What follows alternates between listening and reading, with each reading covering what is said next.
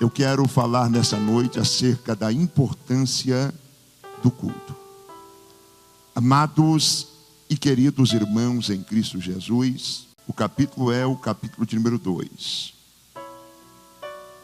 Verso de número 42,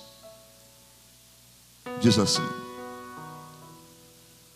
E perseveravam na doutrina dos apóstolos, na comunhão, no partir do pão e nas orações. Em cada alma havia temor, e muitas maravilhas e sinais se faziam pelos apóstolos. Todos os que criam estavam juntos e tinham tudo em comum. Vendiam suas propriedades e fazendas e repartiam com todos, segundo cada um tinha necessidade. Perseverando unânimes todos os dias no templo, e partindo o pão em casa, comiam juntos com alegria e singeleza de coração, louvando a Deus e caindo na graça de todo o povo. E todos os dias acrescentava ao Senhor à igreja aqueles que haviam de se salvar. Eu fiz menção de um texto que registra o momento ápice, o momento especial que a igreja do Senhor viveu na face da terra. Um momento de plena comunhão, um momento de gozo, um momento de esplendor e de crescimento. Dentre tantas características que fazem desta igreja uma igreja triunfante, esta igreja, sem dúvida nenhuma, sabia valorizar esse momento, o momento do culto. Afinal de contas, a Bíblia diz que eles perseveravam todos os dias no templo. E eu quero, nessa noite, dizer aos irmãos que Deus chamou o homem, Deus formou o homem para um relacionamento. Deus formou o homem para a plena comunhão. Deus formou o homem para se relacionar e se relacionar com o próprio Deus. E é bem verdade que os primeiros cultos da história da humanidade aconteceram no próprio Éden. Afinal de contas, a Bíblia diz que Deus descia e se relacionava com Adão. Mas se o capítulo 3 do livro do Gênesis registra isso, o capítulo 4 vai dizer que o homem, mesmo distante ou afastado, expulso das delícias do paraíso, o homem tem uma sede, a sede de adorar a Deus, a sede de prestar culto a Deus, a sede de estar na presença de Deus. E lá está Caim e lá está Abel. Eles estão oferecendo um sacrifício de manjar a Deus. O problema é que depois do primeiro culto pós-Éden, acontece o primeiro homicídio da história da humanidade. E é curioso, porque até os dias de hoje, muitos são aqueles que mesmo depois de uma reunião abençoada, eles ainda matam, eles ainda ferem, eles ainda transgridem, eles ainda cometem os anseios da sua carne. Eu estou falando isso porque eu preciso lembrar aos senhores que se o homem carrega consigo uma sede, a sede de adorar a Deus, a sede de estar na presença de Deus, eu olho para a história da humanidade, por mais distantes civilizações que estejam, quando você observa a história e a história da humanidade, você vai perceber que o homem natural carrega consigo um vazio. Eu denomino o vazio do Éden. O homem natural carrega consigo um vazio que só pode ser preenchido com a presença de Deus. E eu lembro aos senhores que se você observar qualquer civilização, por mais distante do eixo globalizado que esteja, se você observar lá na sua cultura, lá no seu rito, lá nas suas tradições. Todas elas têm um momento em que eles tentam buscar a presença de Deus. Todas elas têm um momento em que eles tentam preencher o vazio, e o vazio da sua alma, alcançando a presença de Deus. E eu falo isso porque se a humanidade se perdeu, se os homens se perderam, Israel não fora diferente. A diferença é que Deus escolheu Israel. E isso faz toda a diferença.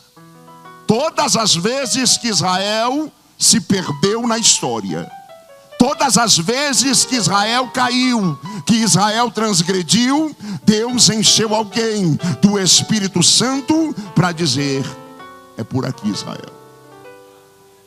Levanta, porque é por aqui, Israel. Acorda, porque é por aqui, Israel.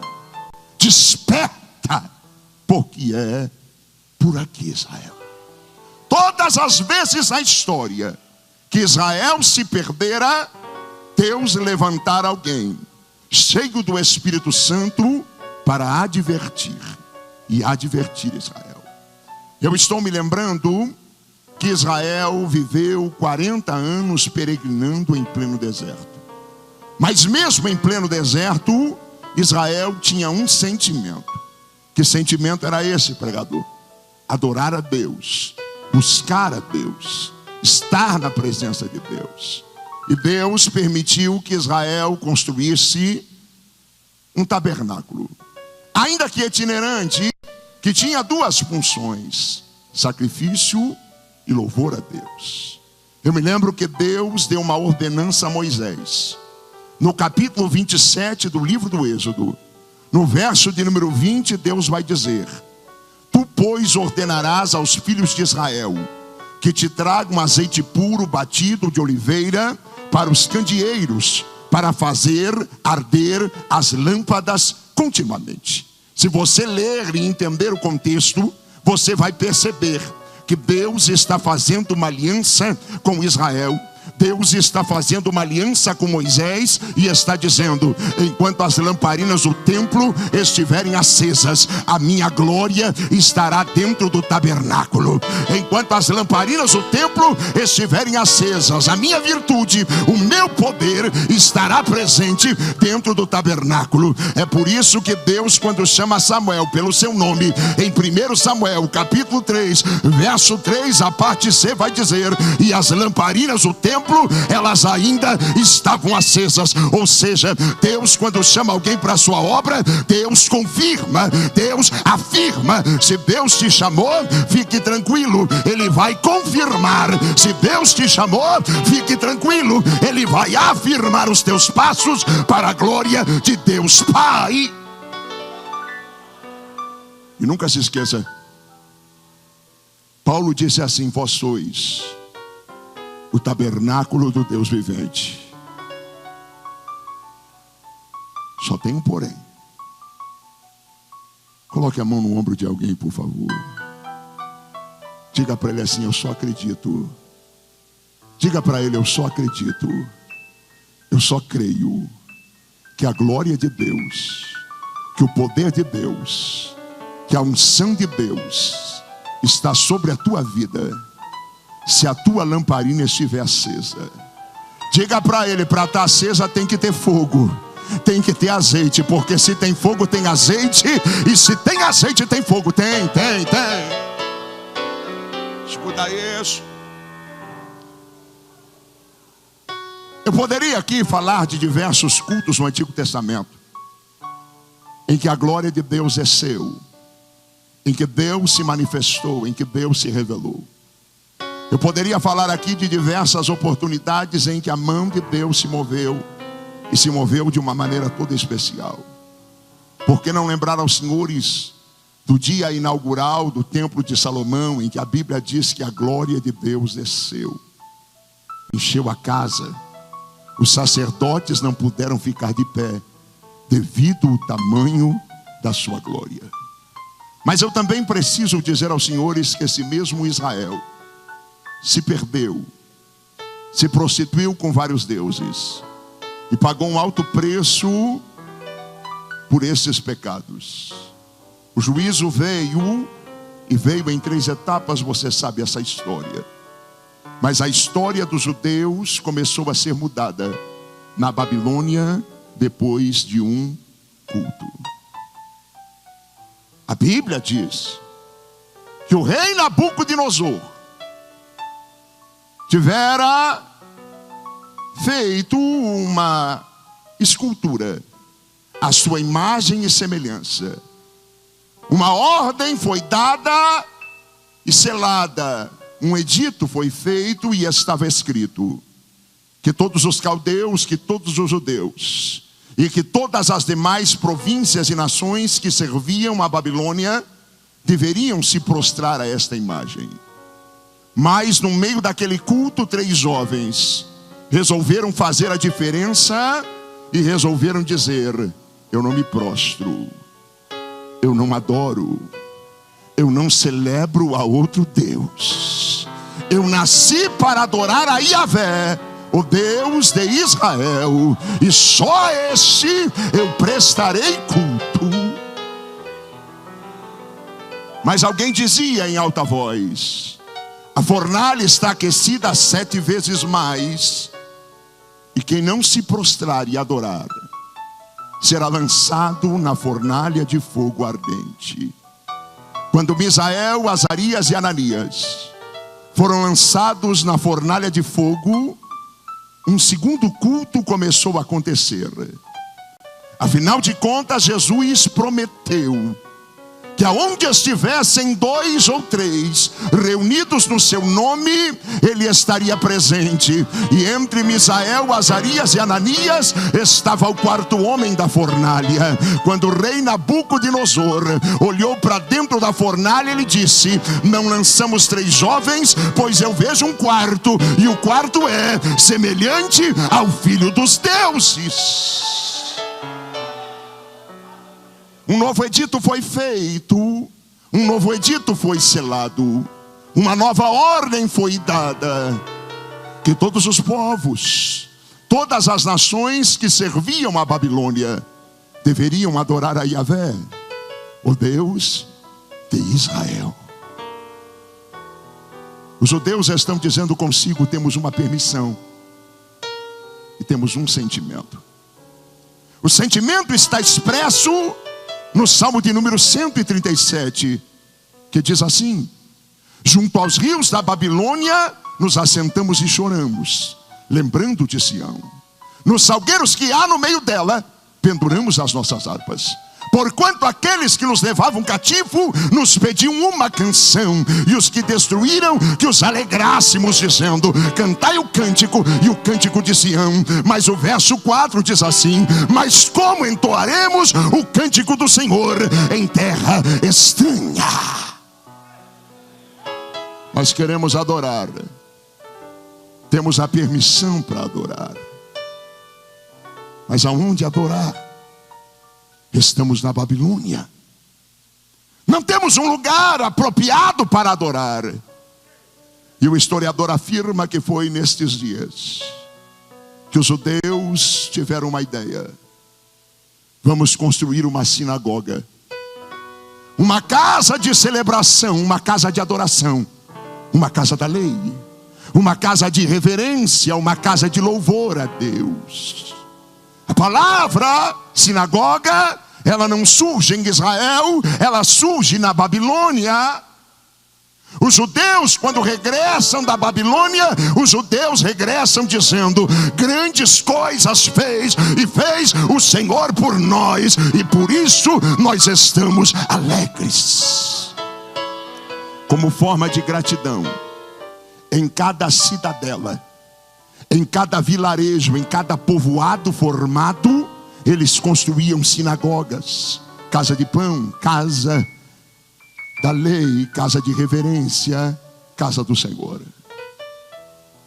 Isso é tão verdade que a Bíblia vai dizer que até mesmo em Corinto, Uma cidade portuária a centenas de quilômetros de Jerusalém. Atos dos Apóstolos, o capítulo 16 vai dizer que lá os judeus se reuniam para falar da lei em uma sinagoga. Escuta.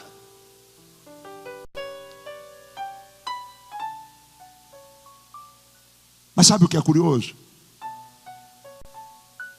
Quando eu olho para a história, não existe um milagre documentado dentro de uma sinagoga.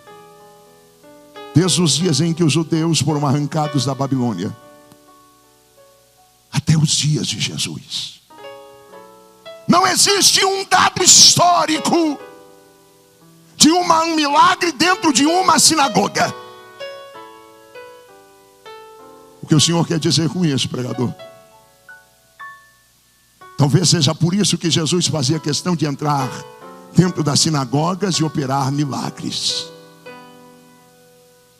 Mas eu olho para essa história e aprendo pelo menos uma lição. De nada vale ter louvor bonito se Jesus não estiver no meio. De nada vale ter mensagem bonita se Jesus não estiver no meio. De nada vale ter pregador eloquente se Jesus não estiver no meio. O que faz a diferença na casa ainda é a pessoa bendita de Jesus de Nazaré.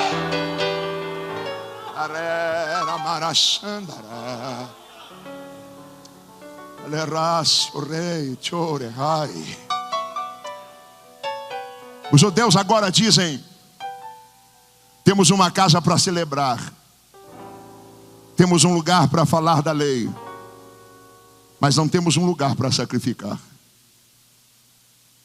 Os mais velhos dizem: vocês beberam vinho demais, vocês ficaram loucos, como loucos. Eles diziam: vocês não estão bem da memória. Nós construímos o templo de Israel. O templo de Salomão foi construído no ápice de nossa economia. Como assim? Vocês esqueceram? A madeira era de acácia, vinda do Líbano, mandada pelo rei Irão, rei de Tiro. As colunas eram de bronze. Os querubins eram em ouro, com detalhes em pedras preciosas. Olhe para nós. Nós somos farrapos sobreviventes. Não temos condições de construirmos um templo à altura de nosso Deus. Os judeus que andavam cabisbaixo precisaram ouvir um profeta cheio do Espírito Santo, que inspirado por Deus dizia: sobe ao monte e traz madeira. Ei, judeu! Se eu quisesse ouro, eu mandava ouro.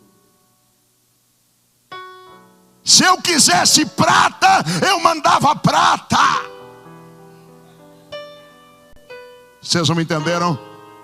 Minha é a prata e meu é o ouro, diz o Senhor dos exércitos.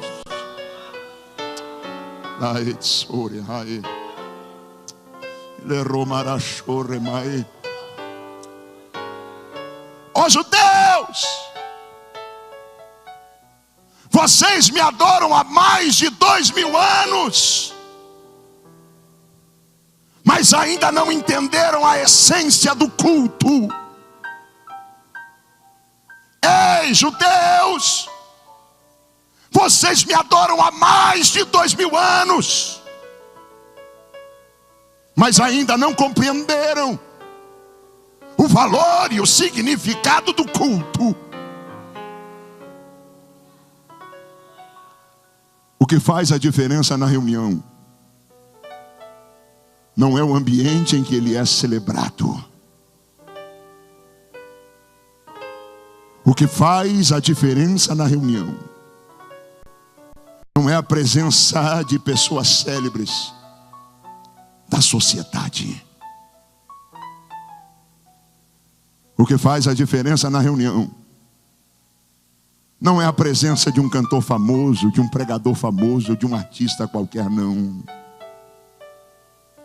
O que faz a diferença na reunião não é a presença de pregadores ou de pastores convencionais, não. O que faz a diferença na reunião é a minha glória, é a minha presença, é a minha unção, é a minha virtude. E eu prometo, registra aí, a glória da segunda casa será maior e maior que a da primeira, diz o Senhor dos Exércitos.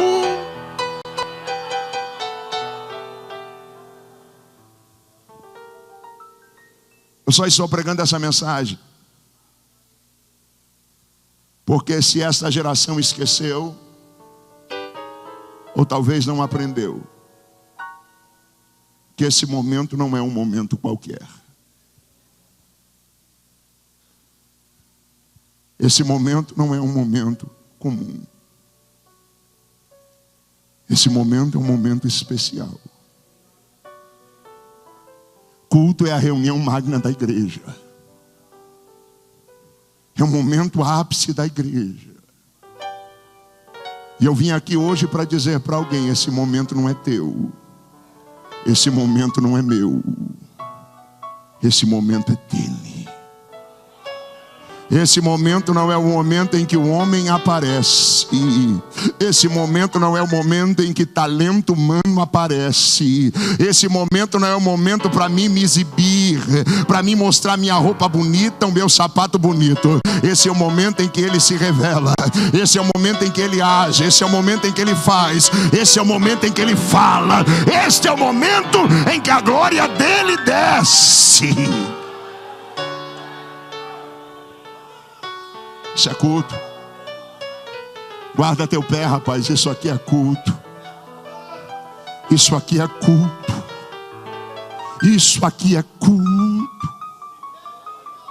Está na hora dessa geração entender que esta reunião ela é coletiva porque nós estamos reunidos no nome dele, mas esta reunião também é individual. Como é que é, pregador? Tu presta o teu que eu presto o meu, tu adora no teu que eu adoro no meu, e se no teu não tiver glória, eu espero que no meu tenha. Se no teu não tiver aleluia, eu espero que no meu tenha. Se no teu não tiver reverência, arrependimento, eu espero que no meu tenha.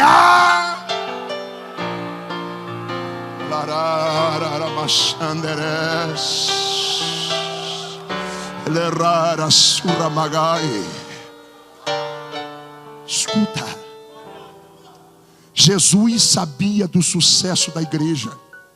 Jesus sabia do triunfo da igreja. Jesus sabia do grande crescimento que a igreja iria se tornar. Mas Jesus, quando fala de culto, Jesus não fala de mega convenção. Jesus, quando fala de culto, Jesus não fala de grandes cruzadas. Jesus não fala de grandes congressos. Jesus, quando vai falar de culto, ele diz: espera aí, reunião começa com 2. Então anota aí. Porque aonde tiver 2 ou 3 reunidos no meu nome, eu vou descer lá, eu vou curar lá, eu vou falar lá, eu vou me revelar lá, eu vou operar milagres lá.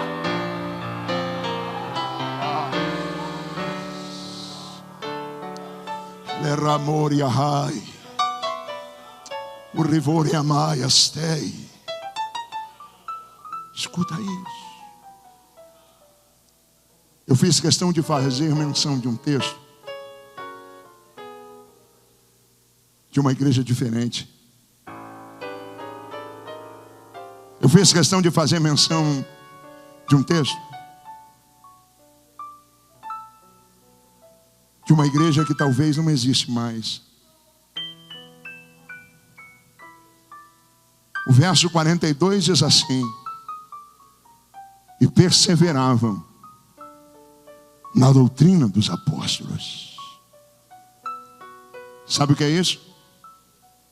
o que os apóstolos ensinavam, a igreja tomava como regra de fé e de conduta. A igreja dizia: não, se Pedro falou, eu vou aplicar na minha vida. Não, se João me orientou é porque eu preciso, eu vou orientar na minha vida. Não, se Tomé falou, eu vou orientar, eu vou aplicar na minha vida. Sabe qual é o grande problema dessa geração? Esta geração dá mais valor para o que a Globo diz do que para o pastor diz. Esta geração dá mais valor para o que a Malhação diz do que para o pastor diz. Esta geração ouviu mais o Datena do que o pastor. Esta geração ouviu mais o Ratinho do que o pastor. Mas esta igreja era diferente, porque perseverava na doutrina dos apóstolos, na oração e no partir do pão. Mas antes de eu entrar no verso seguinte,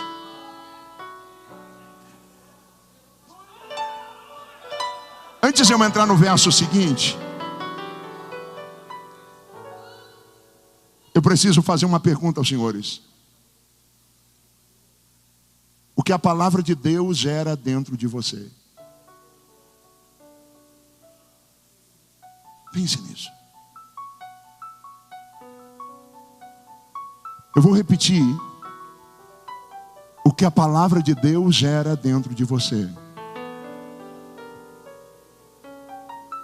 Pregador, em mim me dá sede, me dá vontade de tomar água toda hora. Não, pastor, eu sinto vontade de ir no banheiro. Não, pastor, eu fico curioso, eu fico olhando no relógio toda hora. O que a palavra de Deus gera dentro de você. Pastor, me dá vontade de ir para casa. O que a palavra de Deus gera dentro de você. Porque eu preciso dizer que se não for temor, alguma coisa está errada. Temor é um dos princípios do Evangelho. Abacuque disse: eu ouvi a tua palavra e eu temi. Pastor, toda vez que eu venho no culto, eu saio com vontade de ser empreendedor. Pastor, toda vez que eu venho no culto, me dá vontade, eu saio daqui com vontade de ser empresário. Pastor, toda vez que eu venho no culto, eu sinto vontade de ser um investidor. Cuidado. O que você está guardando não é evangelho. Como é que é, pastor? Evangelho não te prepara para conquistar. Evangelho te prepara para herdar. O genuíno evangelho faz você entender que aqui você é peregrino em terra estranha e que nós vamos herdar os céus. Em cada alma havia temor, e muitas maravilhas e sinais se faziam pelos apóstolos. Observa a unidade da igreja. Todos os que criam estavam juntos e tinham tudo em comum. Observa a loucura que eles faziam. Vendiam suas propriedades e bens ou fazendas e repartiam com todos, segundo cada um tinha necessidade. Perseverando unânimes todos os dias no templo e partindo o pão em casa, comiam juntos com alegria e singeleza de coração, louvando a Deus e caindo na graça e na graça de todo o povo. E todos os dias acrescentava o Senhor à igreja aqueles que haviam de se salvar. Eu fiz questão de fazer menção desse texto, porque esse texto registra no seu contexto o primeiro culto da história da igreja. E o primeiro culto da história da igreja foi meio rápido demais. Foi meio relâmpago. Durou só 10 dias. E sabe o que aconteceu nesse culto? O que em todo culto acontece. De repente, ele faz alguma coisa. De repente ele se revela. Fica tranquilo. De repente Ele abre a porta, de repente Ele cura, de repente Ele manifesta a sua glória. Eu preguei no sul de Minas no final de semana e eu disse ali uma coisa que eu preciso dizer hoje aqui. Existem coisas que Deus reserva para o culto. Existem coisas que Deus preserva para o culto. Existem coisas que Deus guarda, que Deus mantém em segredo até o culto. Há um mistério quando esse povo se reúne no nome dele.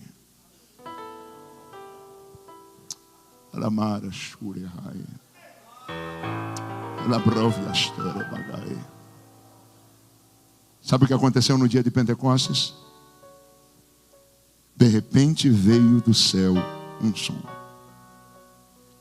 Tem muita gente que fala que caiu fogo, não caiu fogo. Tem muita gente que diz que soprou o vento, não soprou o vento. O que aconteceu é que desceu do céu um som. O som era como de um vento, não era vento. Era como de um vento veemente e impetuoso, que encheu toda a casa. O que encheu toda a casa foi o som do vento veemente e impetuoso. E a Bíblia diz que línguas repartidas como de fogo, não eram de fogo, eram como de fogo, vieram sobre cada um deles. E a Bíblia diz, e todos foram cheios do Espírito Santo e começaram a falar noutras línguas, conforme o Espírito lhes concedia que falasse.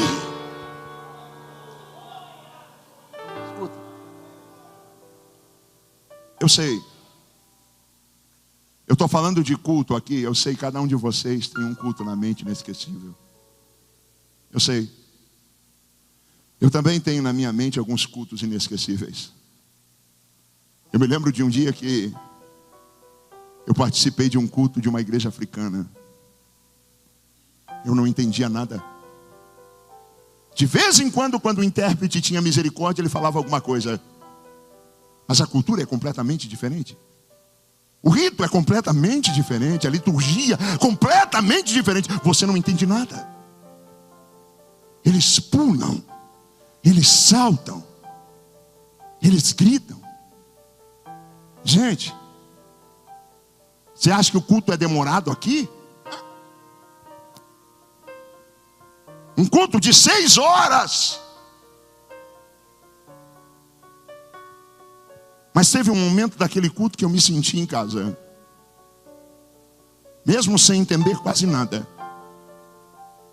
A hora que a glória de Deus desceu. Quando eu comecei a ver Jesus batizando africanos, renovando. E eu comecei a ouvir aquele gemido e línguas estranhas. Eu disse, pronto, estou em casa. Estou em casa. Esse é o meu povo. Estou em casa. Escuta.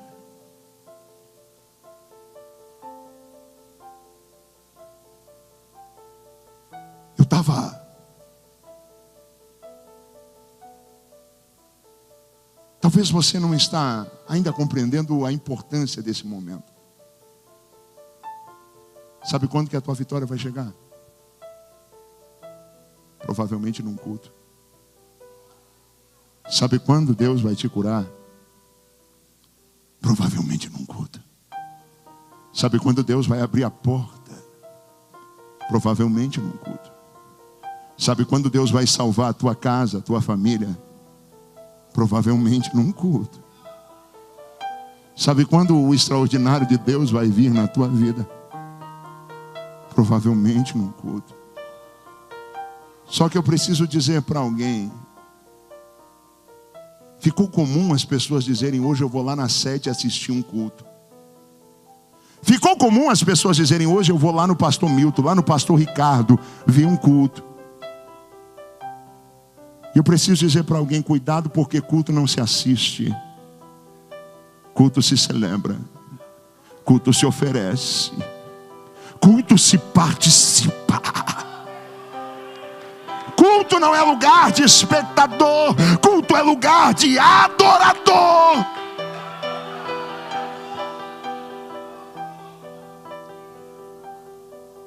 Se você não entendeu ainda a importância desse momento, enquanto essa geração, muitos desprezam esse momento. Enquanto essa geração, muitos preferem ficar em casa. Enquanto nessa geração, muitos preferem ficar simplesmente indo no shopping ou fazendo outra coisa banal qualquer. Eu quero dizer que os nossos irmãos do passado, a igreja primitiva, era perseguida só por causa do tal do culto. A fúria de Hitler se acendeu contra a igreja por causa do tal do culto. Na Bolívia, mês passado, estavam matando por causa do culto.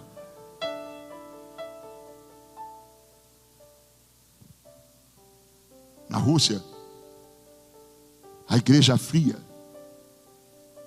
era colocada em câmeras congelantes. Quem era pego prestando culto.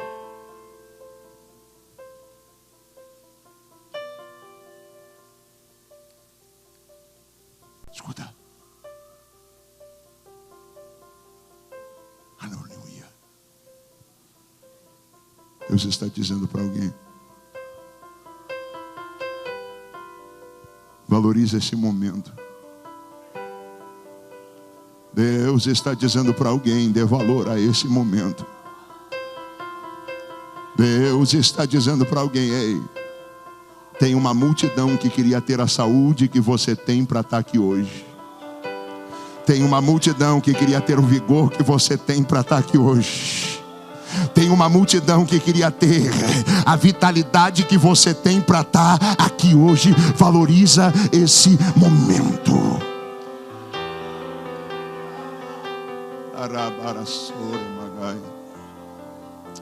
Aleluia.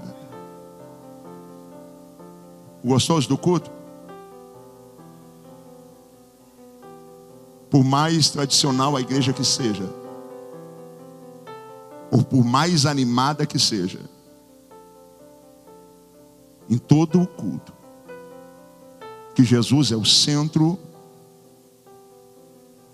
a gente só sabe que o culto, a gente só sabe do culto como ele começa. A gente nunca sabe como ele termina. Porque depois que Jesus se revela, tudo pode acontecer. Escuta. Fica tranquilo. Culto que Jesus está, todo mundo é igual. Pastor, eu estou desempregado faz 6 meses. Todo mundo é igual. Pastor, eu estou no 3º casamento. Todo mundo é igual. Pastor, eu estou passando um momento difícil. Eu fui traído, eu fui traída. Culto que Jesus é o centro. Todo mundo é igual. Prova isso, pregador. Eu provo e encerro. Escuta. A Bíblia diz que Jesus estava pregando numa sinagoga. Jesus estava pregando, as cadeiras estavam repletas. Tinha alguém que ficou de canto. Tinha uma mão mirrada. Era desprezado pela sociedade. Jesus olhou para ele dizendo: eu estou no centro. E culto que eu estou no centro, todo mundo é igual. Vem para o meio, vem. Vem para o meio, vem. E a Bíblia diz que aquele homem, quando veio para o meio, ele ficou são, para a glória de Deus Pai. Eu quero orar por alguém que está ouvindo essa mensagem. Talvez já veio em tanto culto, mas ainda não se entregou, mas ainda não reconheceu mas ainda não confessou. Eu quero dizer para você, é tempo. Pastor, é que eu não gosto muito de culto. Cuidado. Culto na terra tem vírgula. No céu tem reticências. Nós vamos adorar eternamente. Aleluia. Aonde está você que está ouvindo essa palavra e precisa vir para o meio para confessar ao Senhor? Aonde está você que está ouvindo essa palavra e precisa vir para o meio se reconciliar com Jesus? Eu quero dizer, se tem alguém, levante a tua mão e nós queremos orar por você. Tem alguém? Pastor, eu quero me reconciliar. Tem. Pastor, eu quero me entregar. Vem. Tem alguém? Se não tem, tudo que eu quero é que você coloque a mão no ombro de alguém. Por favor. Independente de quem esteja do teu lado, faça isso. Coloque a mão no ombro de alguém. Diga para ele, Deus. Não, diga para ele, Deus está te dando mais uma oportunidade. Observa, isso precisa ficar registrado no céu e também na terra. Se tem alguém que aceita esta oportunidade, eu quero orar com você. Se não tem, se coloque sobre os seus pés em nome de Jesus. Aleluia. Aleluia. Aleluia. Aleluia. Ora, Jesus, coloque a mão no seu coração. Feche os seus olhos. Coloque a mão no teu coração, feche os seus olhos. Amigo Espírito Santo da verdade, Senhor, o Senhor é o centro desse culto. Deus, de nada vale virmos aqui se não for para adorar o teu nome. De nada vale virmos a este santo lugar se não for para a glória do teu nome. Senhor, agora está o teu filho aqui, a tua filha aqui. E eles precisam de saúde para te servir. Eles precisam de vigor, eles precisam de ânimo. Deus, talvez alguém aqui, Senhor, precisa de um recurso para quitar uma dívida ainda essa semana. Talvez, Senhor, alguém entrou aqui, Pai, e ainda precisa, Senhor, de uma provisão, de uma providência. Deus, o Senhor é o provedor da sua igreja. Manifesta a tua mão de poder. Rompe toda e qualquer barreira, Senhor. Deus, dá-nos uma semana de vitória, Senhor. Para a glória e honra do teu nome, Senhor. Nos ensina a te louvar, nos ensina, Senhor, a prestar o melhor culto ao Senhor. Para a glória do teu nome, a minha oração e o meu pedido. Amém.